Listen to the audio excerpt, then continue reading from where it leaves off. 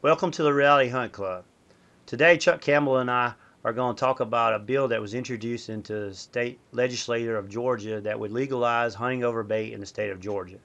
Now, a survey was done in the GON, which is a Georgia outdoor publication, asking the viewers about whether they would hunt over bait or not. 78% of the people that were interviewed were pro baiting. And also, we did a little research, and currently there is 30 states that legally allow their hunters to hunt over bait. Now, today's conversation, we're going to go over four of the pros, and we're going to talk about four of the cons. Now, we're going to go over the pros first. Now, the first pro is hunting over bait or over a feeder allows the hunter to selectively kill more does. Now, in the state of Georgia, we haven't been, we've been killing the same amount of does every year. And the DNR has been complaining about need to kill more does. Matter of fact, you can kill 10 does legally in the state of Georgia. But Chuck and I feel that hunting over bait or feed will help us kill more does. What are your comments on this, Chuck? Yeah, I think the whole idea is to help and control the herd from overpopulating. Every year you have deer car accidents, and the state really wants to lower those, and so they've upped the limit of how many does you can harvest. The problem has been that they're not harvesting any more does just because you raise the limit. So being for this bill would be for hopefully uh, hunters being able to see those does and harvest them because right now they're just not able to see the numbers of deer that the state's hoping that they'll harvest. Yeah. The second pro for this bill would be the hunting over bait or would allow greater hunter confidence. Hunters just would feel more confident and would stay on stand. And everybody knows that deer hunting is a very time consuming and a patient sport. And you and I have talked about this confidence level in hunters before. Chuck, do you want to expand on it? Well, with the hunter confidence, a hunter, is likely to get down and go back to the truck if they hadn't seen anything after a little while or what have you. But really, it gets to a bigger topic than that. I mean, let's say South Carolina versus Georgia, a hunter leaving Florida and to another state to hunt is more likely to choose South Carolina. They'll be more confident. They're going to see something in a place where they can bait. Hmm. So the confidence thing can be a big factor. And with deer hunting, a lot of it's just a waiting game. Hmm. And if the hunter can be encouraged to stay on the stand a little bit longer, maybe they will harvest those does and help meet the state's goal of reducing that deer population. Yeah, that's right. And the confidence, to this day, some of my best hunts were just sitting there observing deer and if in a food plot, or it could be over a feeder, and just having a large amount of deer to observe. And also, if you took a young hunter, just the fact that you're going to have more likely chance to see a few does at a feeder, and maybe the whole possibility that a shooter buck would walk out. Yeah, like you said, just makes it more fun, and you just feel more confident. Um, the next thing is hunting over a feeder or bait will allow you to look at an animal and be more selective. You can become more of a mature hunter. You could say, is that a 2.5 year old buck, or is that a 3.5 year old buck, or is that one that I would think would be more popular is that a nubbin buck, or is that a doe that I could shoot and without messing up my management plan and walking over there and having little nubs or having little spikes. You'd be able to look at the deer longer. And what do you think about the selective harvest over feeders? Well, I think that the confidence factor and the selective harvest kind of Hmm. is a hand in hand type thing. That initially I was able to hunt in South Carolina, privileged to do that for the last 19 years. And as I watch hunters come into the hunting club and learn how to hunt near and around feeders, the first thing that happens is they're generally more successful. right away, and that builds confidence. And then the next thing after confidence, uh, they start learning how to identify the deer, Mm-hmm. and they're more patient and more likely to take a mature deer instead of just the first deer. And so that starts to walk hand in hand with quality deer management efforts. If you've got hunters all of a sudden that are patient and they're going to take a mature deer versus the first deer they see, you're going to be doing good things for the herd. Yeah, I agree. All right, the last thing is you by running feeders and baiting, you can supplement your herd. Now, I say feeders, they say baiting. We run 10 feeders. We don't bait for deer. And the reason we run 10 feeders is because we want to supplement our herd. There's times a year that the deer go to the feeders more. And Chuck can go through this a little bit better than I can. But if you looked at our feeder, if you looked at cameras on our feeders, you would notice the times a year that the deer want the carbohydrates when they're not available. Now, explain to them the peaks and valleys of during the year of when the deer would go to the feeders versus not, Chuck. Yeah, we feed on our hunting club year round, and we do that for the deer, but a lot of other game benefit from that. The turkeys, the squirrels, the Mm-hmm. raccoons, a lot of game are feeding at those feeders and benefiting from them.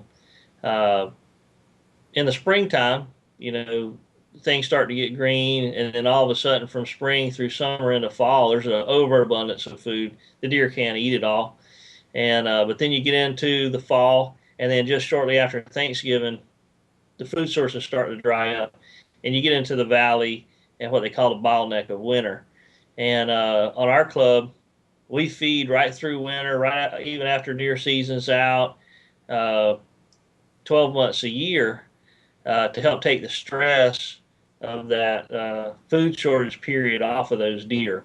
And the deer will actually kind of tell us when they need when they need feed and when they don't need feed, Mm-hmm. because in a period where they don't need feed, you'll walk up and it'll be an overabundance of corn around the feeders, and to cut back on how much you're Mm-hmm. spreading.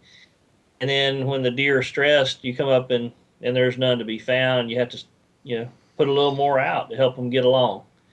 That's right. And one thing is, if we can come off that winter, and if we can supplement our food, the deer are going to come into the April May when they start growing their antlers are going to be healthier.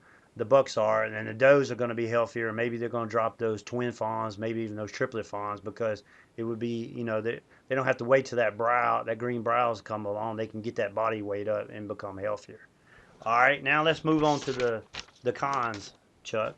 Now the first con that I always hear is if deer eating around feeders or bait will spread disease.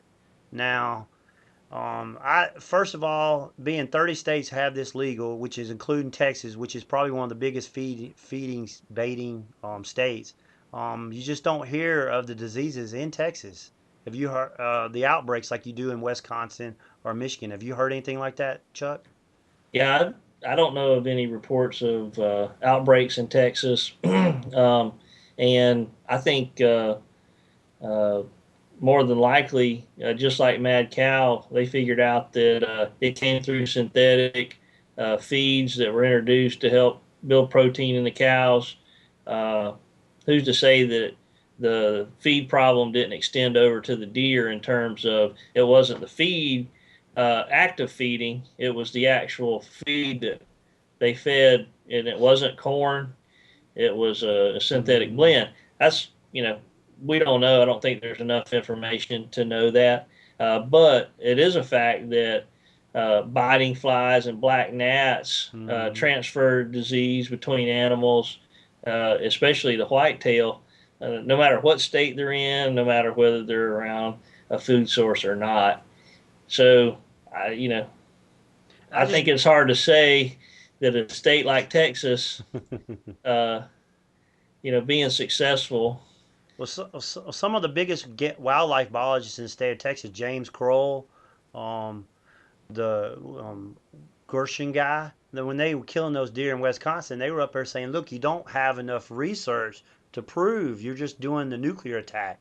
And I just think that's the whole purpose of, the whole point of this disease argument is there's not enough research, and I don't think there's enough raw evidence to support that argument. Now, the next argument is woodsmanship.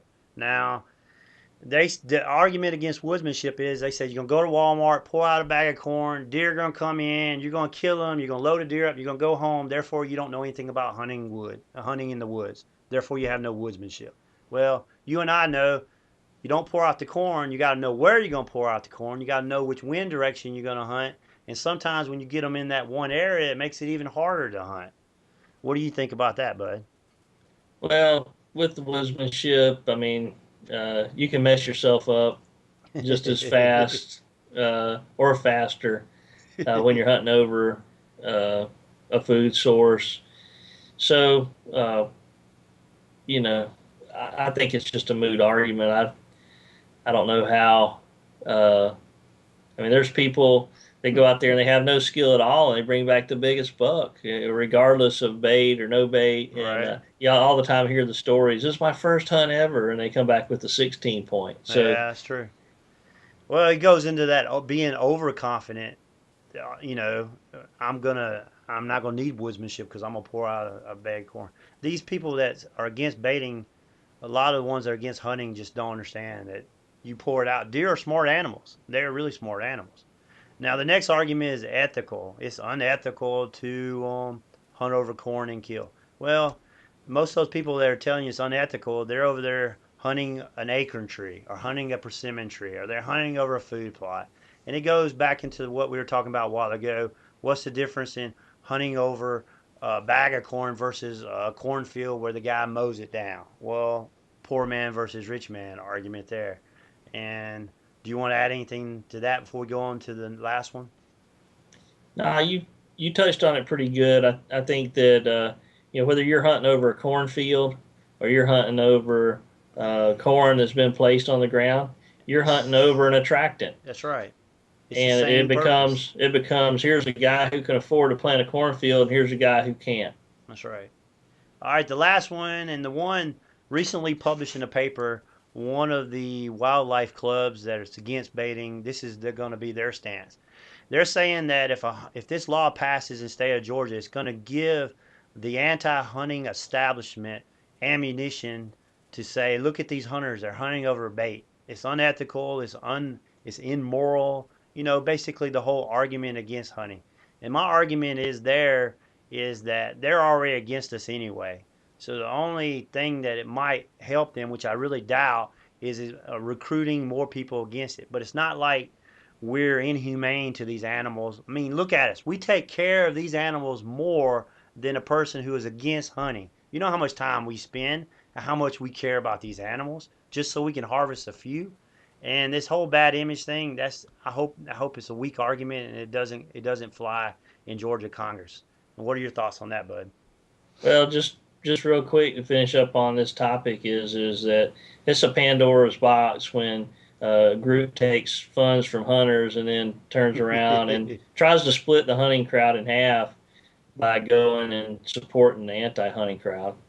That's such a true statement. We hunters all need to stick together, whether it's baiting or not baiting, just because the anti-hunting establishment and the anti-gun people are trying to split us up and use that against us. So, man, I enjoyed it. I hope this was entertaining to people that are watching it. And you got any last few comments? We got about a minute. Well, I know it's a very passionate issue on both sides, uh, and I understand it. Whether the bill passes or not, I'm going to follow the rules. It's Yeah, we're it. gonna follow rules, but I've heard some people say the anti-baiting, if this bill passes, they're gonna quit hunting. Now, come on, that's kind of extreme. But this is America. I think, nobody owns those animals. No, I think we ought to be able to do what we want to do, and I don't see it. You still got bag limits. It's not like we're gonna put out of It's not like we're gonna run them down in the ground in the 30s and almost make them run them down to where we don't have any deer to hunt. The deer population is healthy as can be. So thanks for talking with me today, and thank you for watching Reality Hunt Club.